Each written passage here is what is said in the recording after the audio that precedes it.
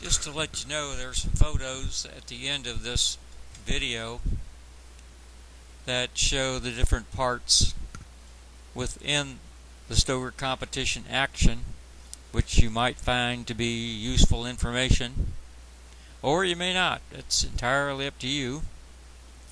Like I said, use all this information at your own risk. I am not a gunsmith. I just work on my own devices. So use at your own risk.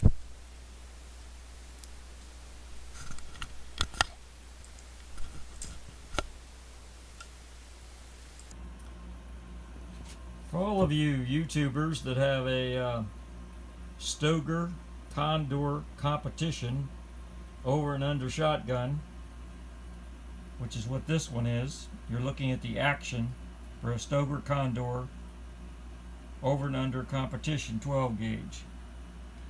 And I had problems with this gun not shooting the second barrel.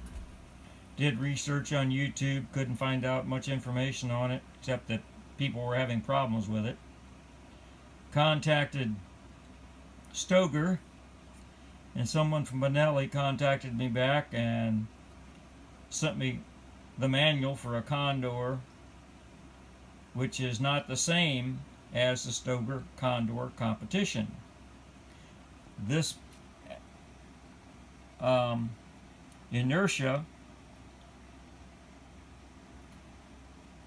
let me find the right word here, the inertia from the trigger, underneath this, the bottom of the trigger here, you get a spring that goes up inside the trigger, which controls this inertia recoil driven reset and release for the sears, which is this one here, and there's another one on the other side for the other barrel. And here's the hammer.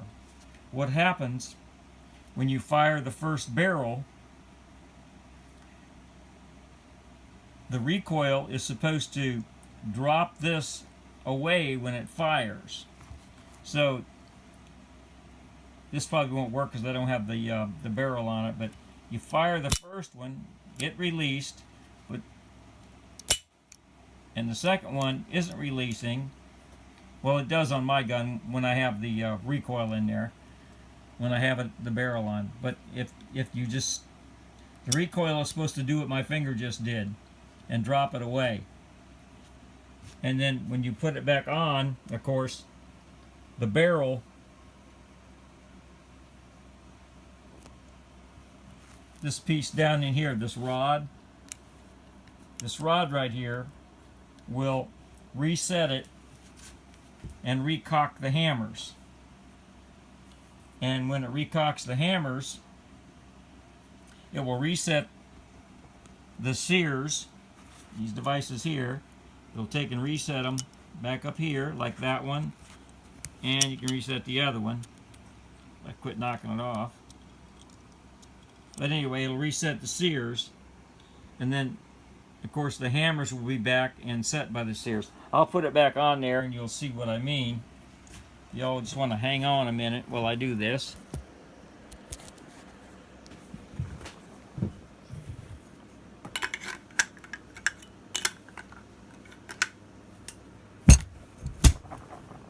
If you're working on it, you can do it this way.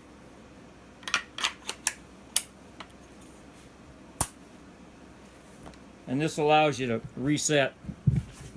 Just put it on the floor with something under your barrel so you don't damage your ports. And you just reset it, and that recocks it. And as you can see, the hammers are back, and they're underneath the sears, which is this part here. This is your inertia recoil driven sear release after it's fired. And I'll show you what it does. I'm going to fire the first one. And see, that one's still, it's still stuck up under there, as you can see it. Now watch this. You see the sear dropped away. That's what happens when you do recoil. And if you look real close, right in here. You can get something to point with. You see this little tip sticking out here on top of the inertia reset for the sears. There's a little tit right there which holds up underneath there and holds that sear in place like that. See right there, it's holding the sear in place. And when you fire the gun, the recoil, though it's not a significant happening, it'll do this, like that, and drop it away. And then you got this piece here, which is part of your barrel select, and this spring is your safety spring, and also helps with holding your barrel select in position for top barrel, bottom barrel.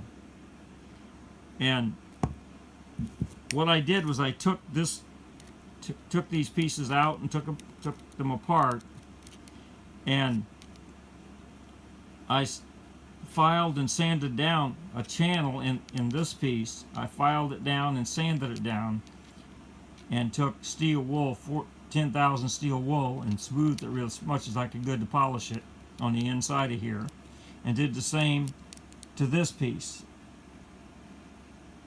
And then I found out one other thing, is that this vertical piece here, which is your inertia bar,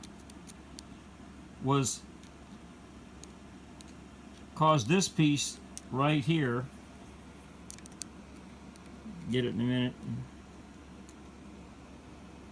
this little tit, it caused that little tit not to be properly aligned with these two, with the two sears. And it has to be very precise or it won't reset properly. And that is what was causing the problem. The combination of roughness inside of here, causing it to get hung up and not move properly, and then this little tip not being in the proper alignment to the two sears. I corrected those two problems, and now my gun works properly. Yeah, it's been test fired and proven that it works, and works just fine. Well, hope that helps y'all out. Catch you next time.